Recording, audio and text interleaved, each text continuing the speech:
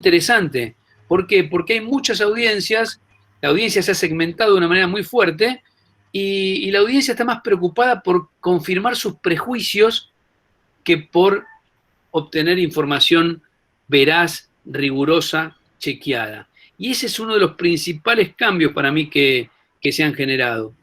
El otro día, y con esto redondeo, soy muy charlatán, perdonen, el otro día leí una cosa que me impactó mucho porque no lo había pensado desde ese lado. Cada vez que veo algo que no pensé me sorprende gratamente. Le hicieron una entrevista a Jorge Fontevecchia en la revista Crisis, que es una de las pocas revistas que sigue saliendo en papel también, en papel y en digital, la famosa revista Crisis de los 70, para los que somos más grandes. Y él le preguntan por esto, sobre el tema de esto de la segmentación de los discursos, y él dice algo que desde el punto de vista de lo tecnológico y comercial, ¿por qué está la segmentación? Hace 20 años había 4 canales, 5 diarios importantes, 10 radios importantes. Entonces, la gran apuesta, ¿cuál era? La credibilidad, que la gente te quisiera leer a vos. ¿Y cómo lograbas eso? Con un discurso muy anclado a los hechos y sin perder tu perspectiva política, porque La Nación ya era La Nación, Clarín era Clarín, pero ¿qué hacías? Tu apuesta de mensaje era lo más ancha posible. Vos no te segmentabas sobre casi como un público buscando un público casi partidario. ¿Por qué? Porque querías vender diarios, porque querías que te viera la mayor gente posible. Entonces tu discurso tenía que ser ancho, tenía que ser lo más ancho posible. En cambio ahora, y acá yo eso es lo que descubrí con lo que dijo Fontevecchia, la atomización de medios, la enorme cantidad, hay 8 canales de noticias, muchachos. Creo que somos el único país del mundo que tiene 8 canales transmitiendo las 24 horas. Creo que el país que más tiene debe tener 2. No sé, sería una linda investigación para hacer, pero creo que hay países que ni tienen canales de noticias, que tienen los noticieros en los canales y punto. Nosotros tenemos 8 canales, 24 horas de noticias. Bueno, y los programas a lo que te fuerza ese mensaje, todos productos periodísticos. ¿Qué pasa? Como lo que se reparten ahora, lo que se repartían esos 5, 6, 7 jugadores, era muy grande, la apuesta era muy grande. Ahora hay una apuesta de búsqueda del segmento. Yo con el 3% de ese universo me conformo, con eso banco, con eso me quedo. O sea, más allá de que pueda haber una opción ideológica, a ver, tomo el último canal de noticias que se creó, La Nación Más allá de que pueda haber una opción política, que seguro la hay, o ideológica o empresaria, también hay una opción de rating. Me consolido y mi discurso es lo más extremo que puedo y voy a ese público que yo le suelo llamar, en el ensayo que me tocó escribir en el libro, hinchada, que se mueve más como una hinchada. Es decir, que lo que quiere es que me digan que mi equipo gana, que mi equipo juega bien o que mi equipo juegue mal. Yo digo hinchada porque yo a veces me porto así con mi querido Rosario Central. Juega mal y siempre estoy diciendo, bueno, siempre le rescato algo. Pero el problema es que ese segmento de público en general no le importa que le digan algo que es cierto, que es más, que rechazaría que le contemos, por ejemplo, que un funcionario de su simpatía es corrupto, por decir cualquier cosa. Pero digo, tomo La Nación como el último ejemplo, pero hay casi todos los productos, por ejemplo, en el cable, tienen un perfil parecido, van sobre el segmento. Entonces, esto que para mí es fundamental en el periodista, que es generar conciencia crítica, generar pensamiento, generar mirada crítica, empieza a tener como menos entidad y empieza a simplificarse todo. A mí me suele pasar a veces en el noticiero que viene alguien y me dice, che, trazo grueso. Y yo lo miro, no, trazo grueso nada, trazo grueso hagan ustedes, que tienen 1 hora y media. Yo, mi 3, 4 minutos hago trazo fino porque es muy compleja la realidad. Pero hay una tendencia a la simplificación. Contame quiénes son los buenos, quiénes son los malos. Y en general, cuando los medios participan de la lucha política, siempre el malo es el otro, ¿no? Pero bueno, son parte de estos fenómenos que les digo que me parece que tenemos que empezar a prestarles atención, porque están haciendo a la nueva conformación de la comunicación en Argentina y en el mundo, ¿no? Sí, y que seguramente esto también me parece que tiene una influencia, porque por un lado ha perdido credibilidad, los medios han perdido credibilidad, y a la vez cada uno tiende a elegir aquellos que piensan más igual a una o a uno, y a la vez hay un surgimiento de varias otras propuestas de medios que curiosamente también tienen una gran aceptación, ¿no? Entonces hay ahí una modificación que nos está hablando, que a mí me parece que por un lado la gente se cansa de esta segmentación y está yendo hacia otras experiencias de medio. No sé si todavía es mucha o sea, no tenemos aún un estudio de audiencias, ¿no?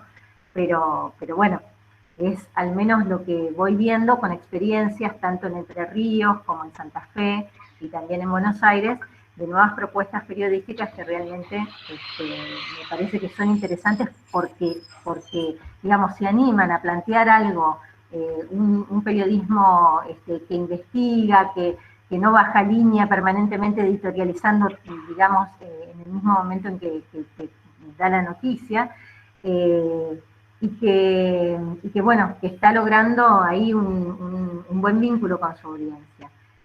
Sí, pero claro, eso es parte de lo que está pasando y a mí me genera esperanza. Yo no tengo una visión negativa, en absoluto. Tengo una visión en general propositiva, optimista. Creo que se van dando cantidad de fenómenos. Hay medios que se sostienen por su suscripción. Ahora nada, podés hacer una radio con nada, con 2 cables, como digo yo, y así emitís. Y hay radios digitales y funcionan bien. Y hay un montón de medios, no sé, yo hago casi un noticiero en Instagram, por ejemplo, todas las mañanas hago una agenda en Instagram, y a veces me preguntan, me dicen, si te vas a los 10 minutos está en la radio, a la media hora está en la radio, ¿por qué no? Y a la noche va al canal, ¿para qué haces? Porque estoy usando un recurso que tengo, y lo quiero usar, y lo quiero usar porque, y a veces tiene, no sé, 7.000, 8.000 vistas, y digo, mira, no sé, hay 8.000 personas que ven eso y me gusta dárselo y no tengo publicidad y le cuento en la agenda, pero más allá no quiero ser autorreferencial, digo que empieza a haber cantidad de lugares también por estos cambios. No es que los cambios tecnológicos son malos per se, no, en absoluto, son cambios, ¿no? A ver, me decía Pergolini cuando empezamos en Vorterix, me decía, mirá, porque yo decía, la imagen en la radio, y Mario me dice, mirá, llueve, agarrá el paraguas o mojate, pero no te enojes con la lluvia. Los receptores tienen pantallas. Ya está. ¿Qué hacemos con eso? Bueno, por suerte la radio es uno de los medios que más que se ha hecho más amiga de Internet, de los cambios. Por suerte, yo porque la amo mucho la radio. Pero la televisión y los medios gráficos son los más castigados por la evolución tecnológica. Pero digo, me parece que sí, claro que hay muchas posibilidades. No quiero que se queden con que estoy haciendo un discurso muy negativo. Al contrario, yo trato de determinar, de detectar cuáles son los problemas, porque creo que cada uno de esos problemas plantea desafíos sobre los que se puede salir bien. Se puede salir bien. Esta idea general que yo trato de plantear en el libro, se puede hacer bien, aún con todos estos problemas. Ahora digo, no verlos estos problemas nos complica más todavía. No ver que, por ejemplo, las redacciones digitales, que es la nota que escribe, que es el ensayo que escribe Noelia Barral Grijera, no ver que hay una como sobreexplotación, de que los periodistas los contratan, y a algunos de ustedes a lo mejor les pasará si ya están haciendo alguna cosa en el digital, y te piden que escriba 10, 20 notas en una tarde. Entonces, ¿cómo haces no te da tiempo ni para chequear una información por teléfono, ni hablemos de ir al lugar, a ver qué pasó? Bueno, nada, es una problemática que está bien que veamos para tratar de los periodistas, los sindicatos, ¿qué hacemos con eso, no?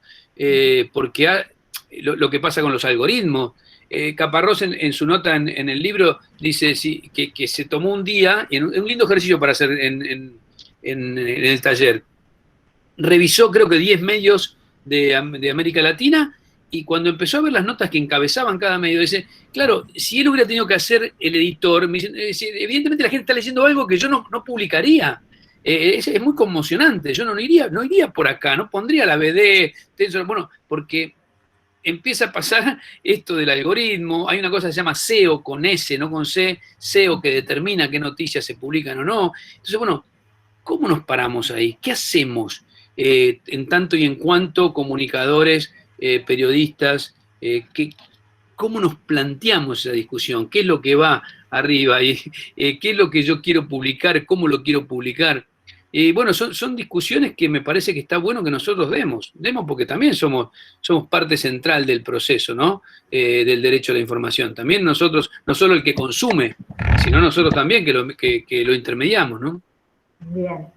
Nacho, vos ahí tenías algunas preguntas que habían ido compartiendo en el chat, si querés compartirlas. Sí, ¿qué tal? Buenas tardes. Sí, están surgiendo varias preguntas, trato de resumir. Hay una que la primera que apareció es una pregunta muy simple que tiene que ver con qué medios consumís regularmente, consultás regularmente, y creo que de algún modo reúne otras que fueron apareciendo sobre esta cuestión del nicho, de la segmentación, de la grieta, del lugar de las redes en la construcción de la agenda, y que viene a cuento de esta agenda que todos los días propones, a la que hacías referencia en Instagram, no sé si en otras redes, al menos yo la veo en Instagram. La pregunta va por el lado de, bueno, ¿qué recorrido haces en este océano de medios que existe hoy en día, y que incluyo los que están específicamente en las redes, para poder tener un panorama amplio respecto de, en este panorama en el que, como bien dijiste, bueno, la grieta también influye en la tendencialización de lo que se informa? Me informo, bueno, primero estoy como una continuidad en un continuo informativo, entonces a veces me nutro de las mismas personas con las que hablo, porque tengo a la mañana la radio y a la noche tengo el noticiero, entonces en ese trajín en general estoy hablando por teléfono con funcionarios, con políticos. Después, en cuanto a medios, a la mañana veo los diarios, veo casi todos los diarios, veo algunos sitios que no tienen papel, pero que son sitios web con información. En las redes sociales sigo algunas fuentes, como le llamo yo, que pueden ser periodistas, pueden ser políticos, no sé, hay gente que tiene buena información de salud, hay gente que tiene buena información de temas que a mí me interesan, entonces, no sé, hoy que estaba toda esta polémica con el tema de los pueblos originarios, siempre le pego una mirada a Darío Aranda, que por cierto hoy me dio un dato fantástico, que una barbaridad como la que dijo Alberto, ya la había dicho Macri y también la había dicho Cristina, muy parecidas. Es decir, mira vos, ya te da una perspectiva de pensar, che, pará, más allá de lo que dijo Alberto, un problema de un sector de la Argentina que cree que ser blanco europeo es una condición fantástica y eso hace que nos traten bien afuera, no es locura.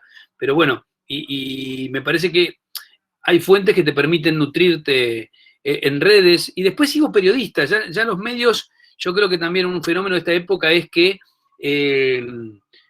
a veces seguís periodistas, ¿no? Incluso yo sigo mucha gente con la que no estoy de acuerdo, pero que sé que tiene información y me interesa, no sé, lo puedo leer a Berbisky, lo leo a Carlos Pagni, no sé, digo, para tomar dos extremos de periodistas que suelen tener buena información y están en las antípodas. Sigo, escucho mucha radio también, esto es un vicio que tengo desde niño, estoy todo el tiempo escuchando radio, me gusta mucho la radio, me acompaña mucho en general. Ahora vengo a la radio en bicicleta, ahora para llegar con ustedes me viene en auto, pero en general vengo en bicicleta, entonces vengo escuchando la radio, ya ahí estoy escuchando Tenemos en general a la mañana, que en general hago el pase después con él, entonces siempre me gusta discutir algún tema. Y no, es muy, muy amplio, en general tengo un registro muy amplio, pero me doy cuenta, yo todavía soy de una generación que se acomodó a esto tarde, pero que sobre todo los chicos siguen muchos periodistas. A mí me pasa con la agenda. Hay gente que a veces para en la calle, pibes jóvenes que me dicen, ¡ay, qué bueno la agenda! Yo me informo por ahí. Punto. Hay gente que me dice, yo me informo por ahí. Le digo, yo a veces le pregunto, le digo, no, mira, más nada, no. O le digo, ¿y el noticiero? ¿Qué noticiero?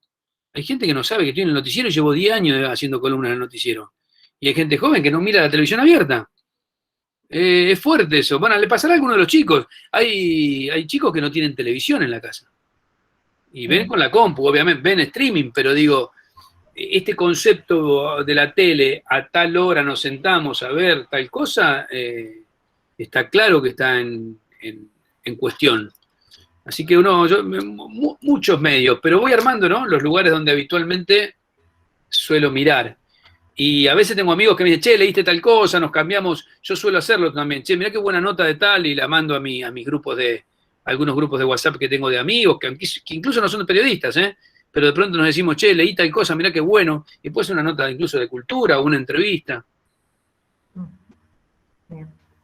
Sí, aparece entre las preguntas en relación con esto la referencia a las radios comunitarias y a las revistas que en todo el país se construyen un mapa bastante amplio en ese sentido. Y antes había otra pregunta referida también al periodismo local en relación a cómo la agenda muchas veces, desde los medios en Buenos Aires justamente, se construye alrededor de lo que ocurre en la ciudad. Totalmente. Y una de las preguntas va puntualmente a la experiencia con los podcasts, si has incursionado en el mundo y qué querés comentar. Bien, empiezo con esto de lo que pasa con el periodismo en las provincias. Yo soy de la provincia de Santa Fe, trabajé muchos años en Rosario también, y sí está claro, el sistema comunicacional argentino es tremendamente unitario. De hecho, los medios, te dicen los medios nacionales, los medios nacionales son los medios que están acá en Capital. Y de pronto te transmiten, no sé, media hora los noticieros, un corte en Corrientes y Callao, y no transmiten un conflicto, no sé, en una mina o un conflicto, no sé, en Santa Cruz, o no registran con profundidad lo que pasa, no sé, en Jujuy. Qué sé yo. Eso lamentablemente es así, es uno de los grandes problemas que tiene Argentina. Yo hice periodismo en Santa Fe, sé que es más dificultoso que en Buenos Aires. Yo creo que, en general, ¿por qué le va bastante bien a muchos periodistas que vienen de las provincias a Buenos Aires? Porque somos todoterreno, estamos acostumbrados a lidiar con muchas imposibilidades, con muchos problemas. Yo me acuerdo cuando en el 98 la Nata me convocó a hacer la revista 23, hay una mosquita dando vueltas. Yo le decía, ¿para qué me querés a mí en Buenos Aires? ¿Qué sé yo? Y él me decía, porque no hay muchos periodistas todoterreno, me decía. Necesito a alguien que se banque la que venga, que sé que hace una nota larga, tiene que editar y edite, tiene que salir acá, que me resuelva problemas. Y vos sabés que yo me quedé con esa idea, porque en realidad, más allá de que en ese momento me lo decía a mí, yo digo, esto es un gran elogio para los periodistas que laburamos en las provincias, porque realmente laburamos en lo que hay. No sé, yo he hecho notas de deporte, he hecho notas de cultura, hago política, porque en un momento me entré en un lugar que hacía falta hacer política, y ahí me quedé, pero no me hace ningún problema hacer otro tipo de notas. Digo, quiero reivindicarlo, pero esto no para que ustedes se queden tranquilos, sino porque digo, se puede hacer periodismo, muy buen periodismo en las provincias. Yo tengo colegas en todo el país de un nivel y de una calidad, y que están ahí, bueno, y no vienen a Buenos Aires porque están bien ahí, porque la verdad que Buenos Aires es un quilombo y un infierno. Si después venís y desarrollás tu profesión y te gusta y la pasás bien, es genial, pero esta visión un tanto como que se hace un periodismo de menor calidad, me parece una barbaridad. Es más, yo quiero hacer un acto de contrición. Me faltó un capítulo a mí en el libro, este tema. Increíble, porque soy del interior, no sé, no lo pensé, estaba tan obnubilado por las grandes cuestiones, y ya van varios colegas que me dicen, che, ¿cómo no te metiste con ese tema? Así que espero que si hay otra edición pueda trabajarlo un poquito más, porque además en las provincias, en las ciudades de las provincias, el peso de la publicidad oficial es mucho más grande, complica más, y hay una cantidad de inconvenientes que hacen todavía mucho más valioso la aparición de medios independientes, y ahí volvemos, de las radios comunitarias. Hay toda una movida fenomenal de medios alternativos. Quizás la mayor complejidad que tiene eso es cómo los hacemos sustentables. ¿Cómo hago sustentable económicamente un medio, ¿no? Ese es el desafío. Hay algunos en la nota creo que de Noé en el libro, hay algunos lugares en el mundo, Australia por ejemplo, donde se empieza a lograr, vía presión de los gremios, de que las grandes empresas tecnológicas que se quedan con esto, por ejemplo, que estamos haciendo nosotros, gratis, y si esto lo suben a internet, a Google no le salió nada, y sin embargo de pronto tiene una charla, por decir cualquier cosa, y no la paga este esfuerzo que hace la universidad. Y están discutiendo y están logrando que haya un porcentaje de esa plata que vuelva a los medios, y que los medios que quieran acceder a eso tengan sentado en los directorios a un trabajador. Empieza a haber alguna movida interesante en ese aspecto, pero creo que todavía nos falta un largo camino. Es el gran desafío de este momento, porque no es tan difícil generar un medio, lo más difícil en este momento es cómo hacerlo sustentable económicamente, ¿no? Eso sigue siendo una pata que falta. La ley de medios preveía la asistencia a los medios del tercer sector, por eso vuelvo a esto, ven que es importante una ley que tiene que ser consensuada. Creo que uno de los grandes errores de de concepción de aquella ley era ese, ¿no? Porque eso te permite mantenerla en el tiempo. Vos tenés que llegar a algún tipo de acuerdo con los sectores populares, por ejemplo, para que eso se consiga, se sostenga en el tiempo, ¿no? Pero bueno, me parece que me fui por otro lado ahora. Perdón. No, está muy bien. Te iba a decir que ese proyecto, digamos, esa propuesta de pensar cómo se pueden mantener, hay efectivamente algunas propuestas que se han presentado. Por ejemplo, hay una asociación de revistas independientes culturales que presentó un proyecto para pedir que un porcentaje de uno de los impuestos se distribuya, bueno, uno para medios comunitarios, pero también para este tipo de publicaciones. Sí, hay que pensar, hay que encontrarle la vuelta, ¿no? Hay que tratar. Hay algunos medios que están sostenidos por universidades, Anfibia, por ejemplo. Hay otros medios que están sostenidos por mecenazgo, por algunas empresas. Y está buena esa discusión, porque hay quien dice, che, pero vas a dejar que el banco tal, pues sí, bueno, depende, si el banco tal después no te condiciona o vos podés marcar una línea, qué sé yo empiezo a ser un poquito más abierto con la cabeza con eso, porque digo, bueno, muchachos, pará, porque le pedís purismo a un medio comunitario, le pedís purismo a un grupo de periodistas jóvenes que de pronto consiguieron una beca o consiguieron una guita para abrir una radio, abrir un portal. Creo que, insisto, es el gran desafío porque no es fácil y porque estamos en un momento muy jodido para la cuestión profesional, ¿no? A nivel económico. Hay una migración, hay una pérdida de puestos de trabajo muy grande por el cierre de medios, ¿no? De medios masivos sobre todo. Pero bueno, por el otro lado está la parte negativa. La parte positiva es que yo creo que empieza a haber, no empieza a haber, ya hace años que empieza a generarse medios alternativos. Si uno, a ver, en lo que hacemos nosotros hay mucho de vocación, ¿no? De comunicar. Entonces, yo digo, el ensayo de una profesión en crisis, pero la profesión está en crisis, el periodismo no. Exacto. El periodismo no, hay muy buen periodismo. Hay buen periodismo en lugares que a lo mejor no tienen tanta visibilidad, en algunos lugares que tienen visibilidad, pero lo que está en crisis es todo lo que está alrededor, ¿no? Eso es lo central. Majo había levantado la mano y después quisiera, no sé si Nacho, si vos viste, pero hay dos preguntas similares como para retomarlas vinculadas con los desiertos informativos. Sí, yo había anotado algunas, pero me parece que podemos, para ir variando en los temas, arrancar por la que hizo Majo recién. Ella pregunta, ¿qué opinión tenés sobre la imposibilidad de decir no sé que tienen muchos periodistas? ¿Cómo juega esta adicción de tener que tomar postura sobre todo? Es que no hay que tomar postura sobre todo, no es necesario, ¿no? Yo creo que hay una especie de formación de que tenés que opinar sobre todo. No sé yo, me parece que también es para revisarlo eso. Creo que es producto también de estos tiempos, que sobre todo tenés que decir algo, ¿no? No sé, yo no estoy de acuerdo, no estoy de acuerdo. No hace falta que vos tomes posición todo el tiempo sobre todo. En especial si no sos alguien que se dedica a eso.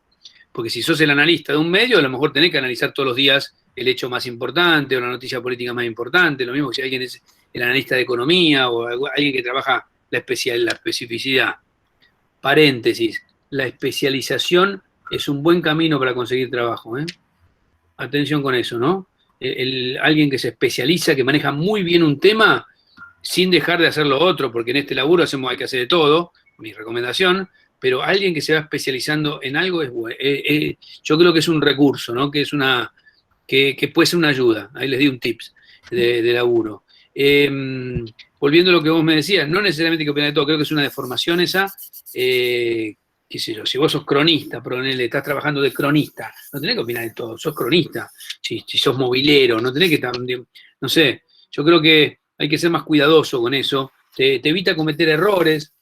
Mira, yo rechazo esta cosa de, que también es un fenómeno de los medios nacionales, ¿no? La editorial. Todos hacen una editorial, una cosa de locos. A veces me causa gracia. Yo en mi programa de radio no hago todo de una editorial, hago cuando me parece que sí, que hay que hacerlo. Pero me parece que la radio es otra cosa. La radio es compañía, es otra cosa. Es tratar de traer, acercar casi todos los temas. No necesariamente tengo que opinar. Bueno, sí, en la tele sí, pero de hecho hay días que no voy a la tele, días que no salgo. Si no hay nada, yo les digo a ellos, a mí llamame cuando hay algo. Si no hay, qué sé yo. Sobre todo porque lo que pasa es que después empieza a pesar en los medios electrónicos el hecho de poner la cara. Hay gente que cree que porque está más tiempo, eso es mejor. Para mí es un error. Es mejor si lo que vos decís está buenísimo. Si lo que vos decís no está bueno, no es interesante, no sé si es mejor. Pero creo que es una deformación. Creo que es no sé. Es más, a veces yo lo veo en los estudiantes. A veces le pedís un trabajo, las pocas veces que yo he tenido que dar algún taller o un curso, pedís trabajo y están muy opinados. Y nos olvidamos de hacer la escalera, empieza por los peldaños de abajo. Tengo toda la información, la puedo ordenar bien, me falta algo, puedo sumar voces, puedo sumar recursos, cómo lo cuento. Después, claro que yo en esa estructura de narración, ya sin opinar voy a estar opinando, según qué estoy poniendo adelante, según a quién entrevisto, sino a quién le doy la atribución. Pero no necesariamente para mí hay que estar bajando línea todo el tiempo. Lo que pasa es que es casi un signo de identidad de estos tiempos, ¿no?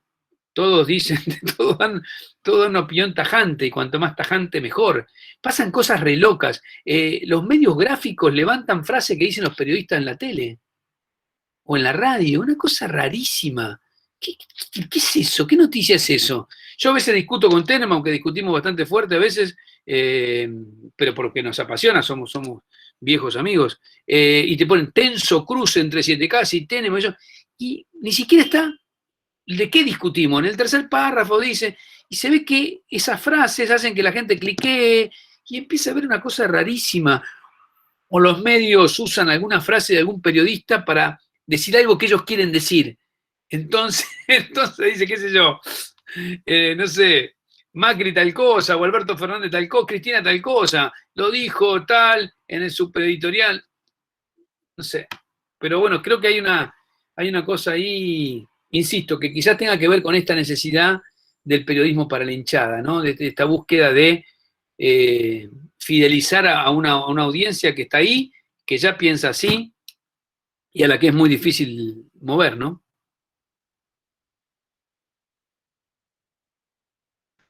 Reinaldo, mientras está abierto para que hagan algunas preguntas más. No sé hasta cuándo tenemos a Ixa, tenemos unos minutos nomás. Sí, que arrancamos medio tarde, 15 minutos más, por lo menos 20 tengo, sí. Bien. En realidad, algo dijiste recién respecto de, lo presentaste como un tip y efectivamente lo era, pero algunas de las primeras preguntas iban por el lado de las condiciones laborales, de la cuestión del mercado, de cómo se insertan estudiantes y periodistas en el mercado laboral dentro del oficio, y en este marco en el que vos también hiciste referencia a la concentración de la pauta publicitaria, algo que Martín Becerra, justamente, que es uno de quienes escriben el libro, trabaja tanto.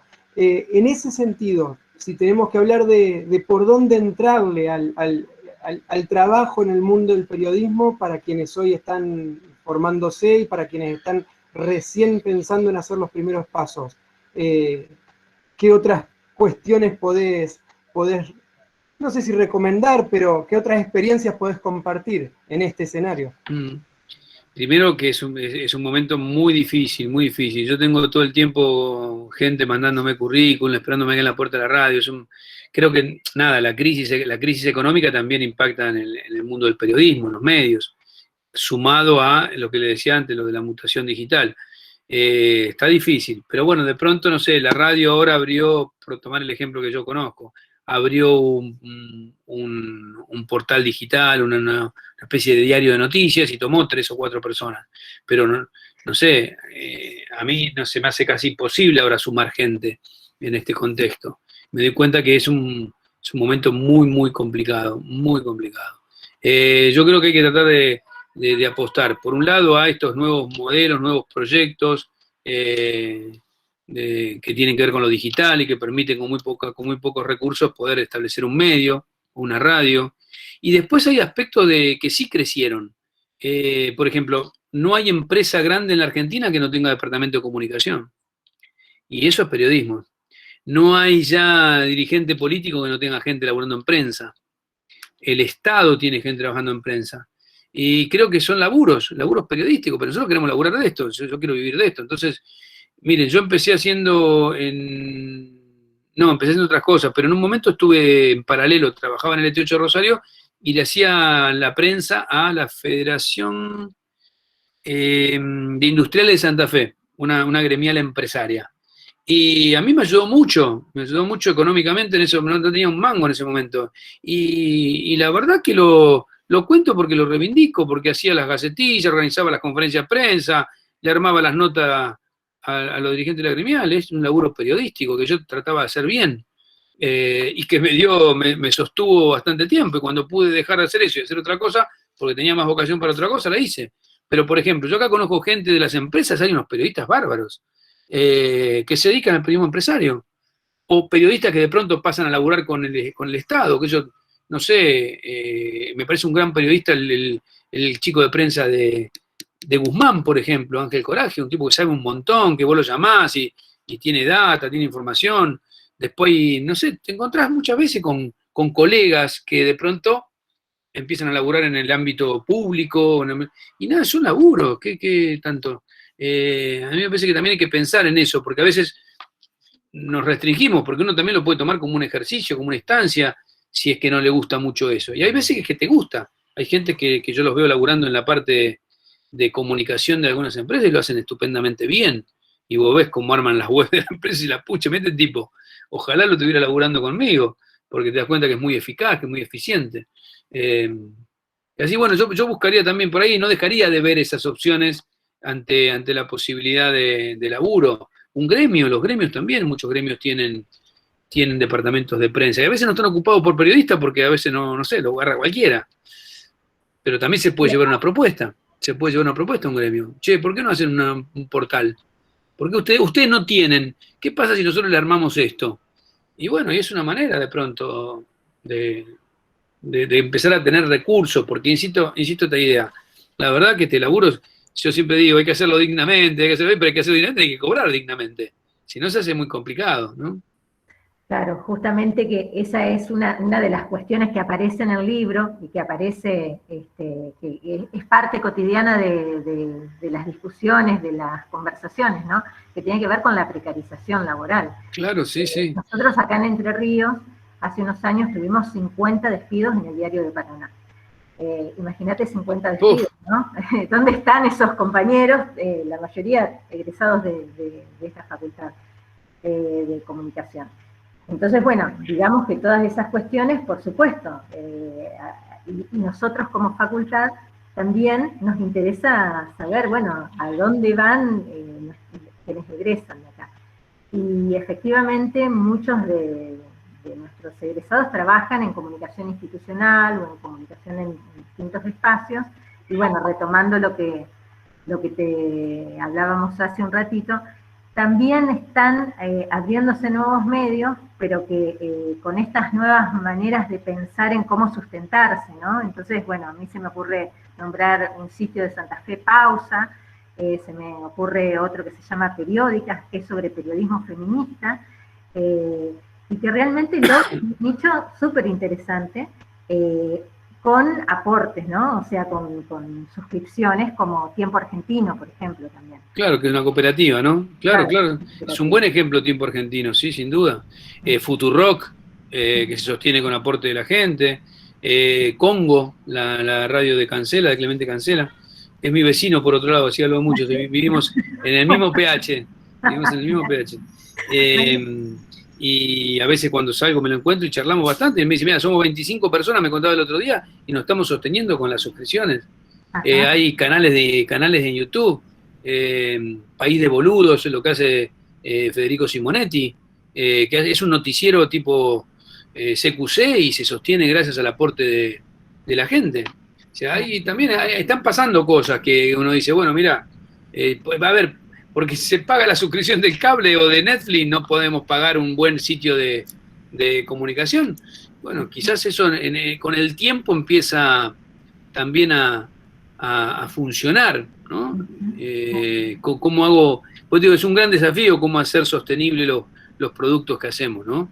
Y después con respecto a lo institucional, yo no sé si las facultades no deberían tener incluso materias en este tema, dar algunas herramientas, algunos recursos más sobre esa cuestión. A lo mejor había que pensarlo. Siempre lo vimos como una especie de cuco, ¿no? Como que era una degradación.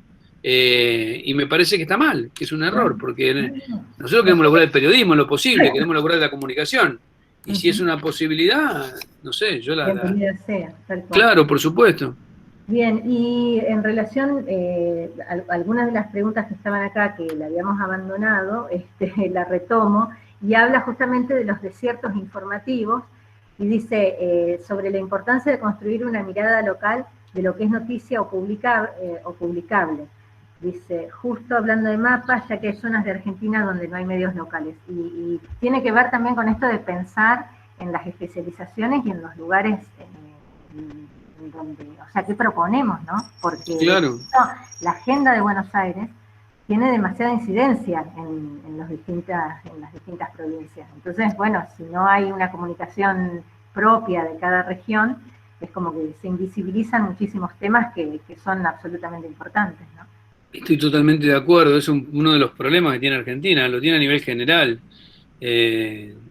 Yo sigo pensando que la idea de Alfonsín de trasladar la capital era una idea brillante, luminosa. Es muy curioso lo que pasa con eso, ¿no? La mayoría de los partidos políticos tienen alguna propuesta de traslado a la capital y no se discute, no se trata nunca. ¿Por qué digo traslado a la capital? Porque eso ayudaría a descentralizar también, ¿no? Pegaría un giro de gravitación, ¿no? Esto de que todos los medios están acá y parece que lo que pasa acá en el AMBA o en el Gran Buenos Aires, a lo sumo, es el país. Cierto que hay un peso poblacional fuertísimo. Creo que el 25% de la población de la Argentina está metida acá. Es una locura china, inentendible, pero bueno, pero no es el país. No es el país, está claro. Contra eso hay que luchar, no es sencillo. No es sencillo, pero me parece que está bien plantearlo, seguir defendiendo la agenda local, seguir defendiendo los medios locales. Por suerte sigue siendo importante saber qué pasa en tu ciudad, en tu pueblo, en tu barrio, y es mucho más trascendente que saber lo que pasa en Buenos Aires. Por eso creo que los medios locales siempre están, siempre resisten, porque si no se los comería esta lógica media extraña de que lo importante es lo que me cuentan unos tipos que no saben ni quiénes somos, ni cómo estamos, ni que confunden, no sé, el Paraná con el Uruguay. Bien, sí. Eso por ahí se vio bastante también con el tema de los incendios en el Claro. Islas y en el Delta, apareció eso. Ay, perdón, estaba la decana, Gabriela Bergomán, yo no la había visto, porque, así que gracias Gabriela por acompañarnos, dice que bueno, que se retira porque tiene otro compromiso. Bueno, un abrazo, muchas gracias por estar. Quería saludar y agradecerte mucho tu presencia, realmente gracias. Muy importante. Gracias, Reinaldo. Un Gracias, placer, Gabriela. un gusto y no va a ser la última oportunidad. No, claro que no. Hasta luego a todos. Gracias. Gracias, Gabriela. Disculpas, pero con esto de los cuadraditos, es difícil, yo no veo quiénes están y quiénes no están. Bueno, somos muchos, mejor. Pido disculpas. Bueno, hay una última. Sí, Nacho, creo que... Sí, en realidad hay dos preguntas que son bien específicas, pero por ahí les pueden servir como disparadores y de última, cerrando, ver para dónde llevan. Una es específicamente sobre el lenguaje inclusivo, sobre la incorporación, la inclusión del lenguaje inclusivo a la hora de hacer periodismo. La otra tiene que ver con la vigencia o no de la idea de objetividad en el periodismo. Y un segundo, que apareció una nueva, algo preocupante, es la comunicación de la desinformación, no solo en los medios, sino también en las redes. Bueno, sí, la cuestión de la desinformación que circula en los medios y en las redes. Así que son tres cuestiones que... Bueno, me la va recordando. La del lenguaje inclusivo voy a ser muy breve, porque no tengo mucho más para decir, que yo no lo utilizo. Respeto que se utilice como elemento de visibilización, me parece bien, el que quiere utilizarlo me parece bien. Tengo un amigo que hace poco acaba de publicar un libro en lenguaje inclusivo, pero yo no lo utilizo. Sí, lo que incorporé es todos y todas, queridos, queridas, no me despido más, mis queridos, lo tengo muy internalizado, lo utilizo en radio todo el tiempo, uso el masculino y el femenino, pero no uso el inclusivo. Sí respeto al que quiere utilizarlo, sobre todo si lo está utilizando porque cree que hay que visibilizar a algún colectivo, y no me parece mal. Pero en cuanto a cómo yo construyo, cómo yo escribo, no lo utilizo. Creo que eso va a depender del habla. Si se impone, aquí los policías de la lengua en general fracasan, ¿no? Son los policías, mirá que la policía en general a veces se muestra ineficiente, pero en el lenguaje siempre es ineficiente. Es decir, si esto realmente se impone en el habla, seguramente en 20 años estaremos usándolo. Y si no se impone, es quizás porque no debía imponerse, porque alcanzaba. O a lo mejor sigue como está. Pero insisto, entiendo y comparto la utilización política del inclusivo. Y sé que además los chicos lo utilizan con suprema facilidad. No lo utilizo, en mi caso no lo utilizo, pero no lo utilizo por comodidad, porque me implica un esfuerzo, me parece que dejo gente afuera, me parece que de la otra manera no. Sí, lo que utilizo es el femenino y el masculino. ¿Y qué más lo otro? Bien. Y en la otra reúnen en una misma las dos. Una era sobre la cuestión de la objetividad, de la vigencia o no de este concepto en el periodismo, y la otra era sobre la cuestión de la desinformación. Sí. Entiendo plantea una preocupación respecto de la circulación de información falsa. La fake news y todo esto, sí, está bien, es un tema. La objetividad no existe, la objetividad lo comentábamos antes, lo único objetivo son los hechos, lo que dije yo hace un ratito. Lo que puede existir en todo caso es la honestidad, la imparcialidad. Acá hay un eslogan, me sorprende mucho el eslogan que está utilizando el Grupo de Octubre en la radio 750, que dicen, no somos objetivos, somos...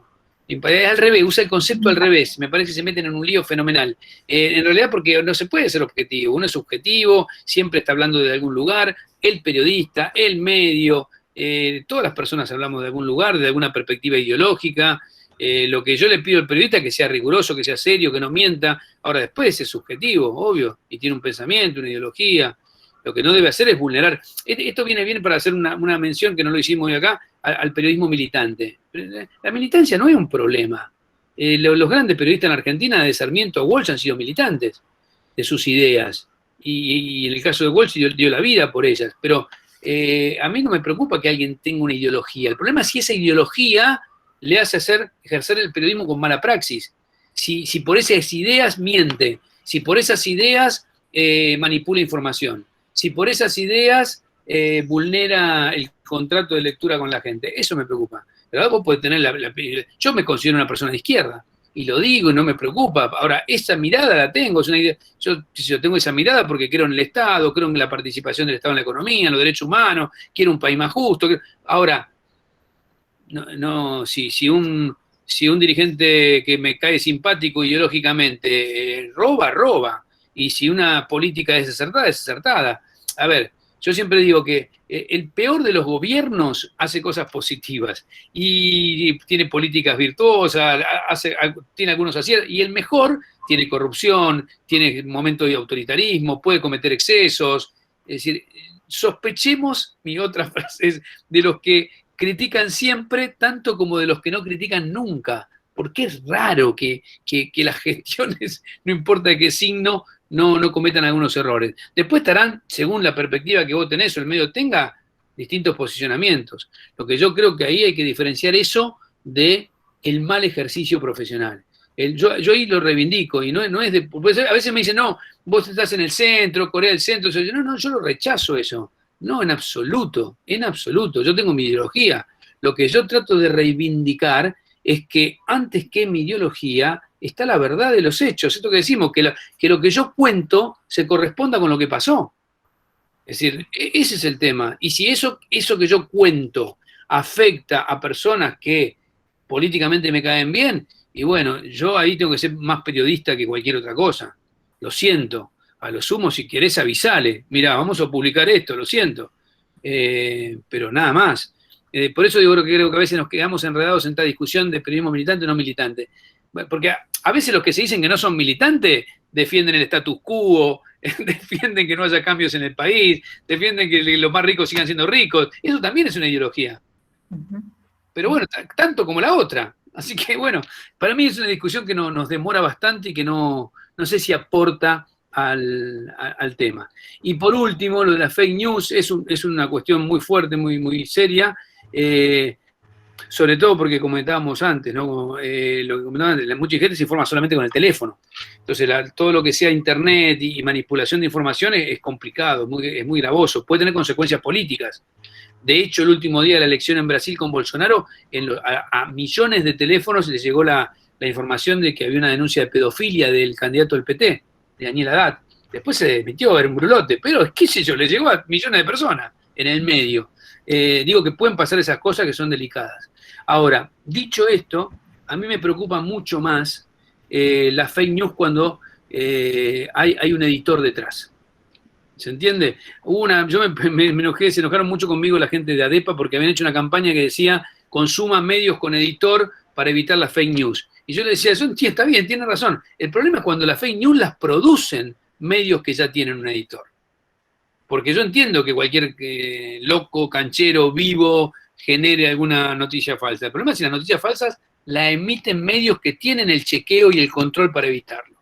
Pero es un tema difícil de resolver fácilmente, por eso han crecido mucho los medios de chequeo, ¿no? Nos gusten o no, pero los chequeados, hay varios, hay 3 o 4 bastante interesantes. Es un trabajo que también debemos hacer, los periodistas debemos estar muy atentos a eso, con la información que llega. Yo me fijo mucho, yo prefiero llegar tarde. Yo estoy en la tesitura de chequealo, no importa, llego tarde, no me aporta nada a veces. Es mejor decir algo que sea cierto que decirlo rápido. Bien. Bueno, creo que ya estamos. No sé qué dice del lawfare. ¿Qué pensás del lawfare? Bueno. Cortito, ahí tengo yo tengo una visión, la digo muchas veces en la radio. Yo creo que por ejemplo, sobre el kirchnerismo hubo lawfare, pero hubo corrupción también. Creo que hubo áreas donde evidentemente hubo corrupción, transporte, energía, obra pública, y creo que hay que dar las explicaciones judiciales del caso. Ahora, ¿también hubo lawfare? También hubo lawfare. Causas como Dólar Futuro, o para mí, esto ya es todo terreno de mi opinión con la información que yo tengo, y memorándum son realmente, limitan el escándalo. La causa memorándum había sido cerrada por un juez federal como es Rafecas, con fundamentos muy contundentes, en especial porque me acuerdo que uno de los párrafos él dice, me quieren que juzgue un homicidio cuando no hay muerto. El tratado fue, que yo lo critiqué mucho, el memo no se perfeccionó, entonces y una causa que llegó a instancia de juicio oral. Entonces, ¿hubo lawfare? Para mí, sí. ¿Hubo corrupción? Sí. ¿Hay que dar explicaciones judiciales? Sí.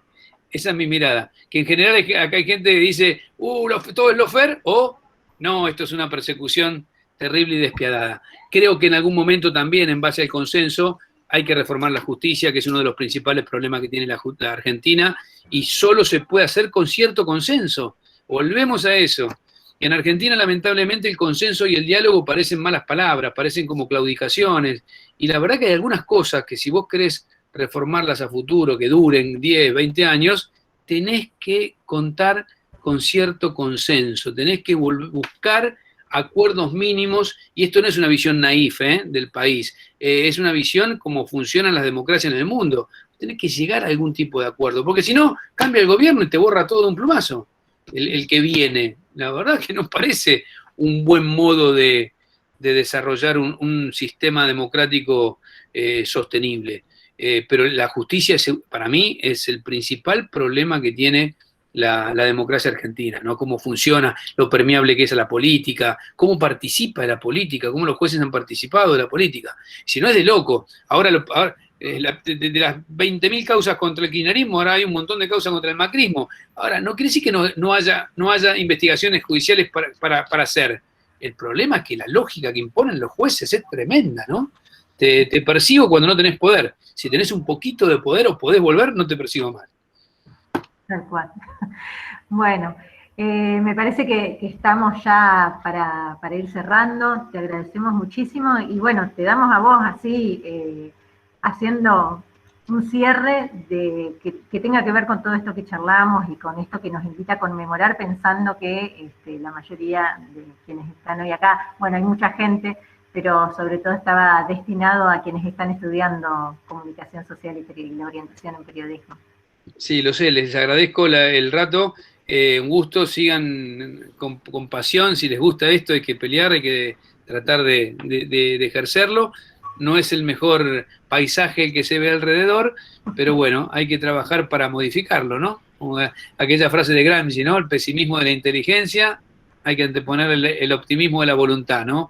¿Qué hago cada día, cada mañana por mejorarlo, por cambiarlo? Así que bueno, los mejores deseos.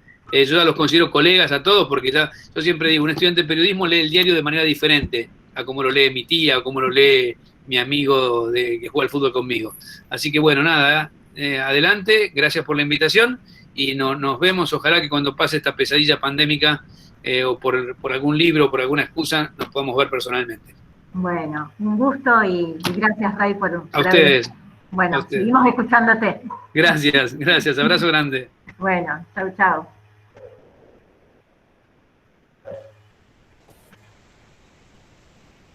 Chau a todos, muchas gracias, todos y todas.